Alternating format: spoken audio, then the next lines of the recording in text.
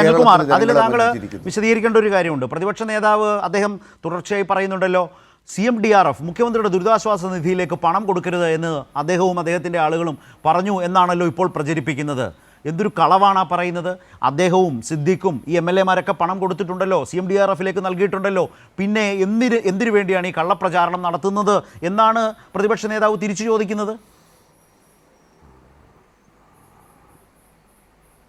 അതെ, നമ്മൾ അതിൻ്റെ രേഖകൾ നോക്കിയപ്പോൾ 3-4 MLA-മാർ 1-2 MP-മാർ ചെറിയ പണം കൊടുത്തിട്ടുണ്ട്.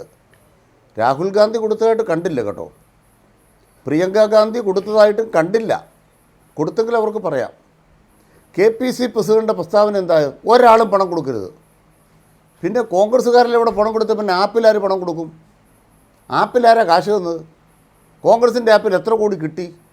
ഒരു ആപ്പ് ഉണ്ടാക്കുമ്പോൾ ഇന്നത്തെ പണം ഇപ്പം അറിയാമല്ലോ, എണ്ണി തീർന്നില്ലേ?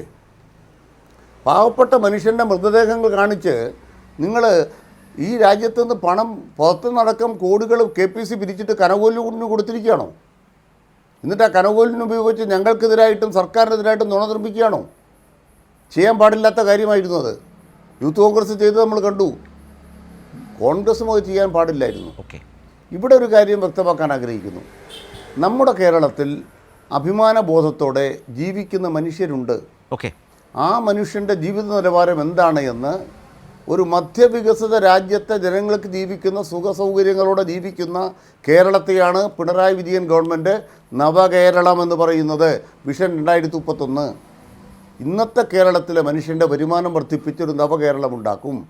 അങ്ങനെ ഉണ്ടാക്കുന്ന കേരളത്തിൽ ജീവിക്കേണ്ട മനുഷ്യൻ എങ്ങനെ ജീവിക്കണം എന്ന് കാണിക്കുന്ന ഒരു നിർമ്മിതിയാണ് വയനാട്ടിലുണ്ടായിരിക്കുന്നത്.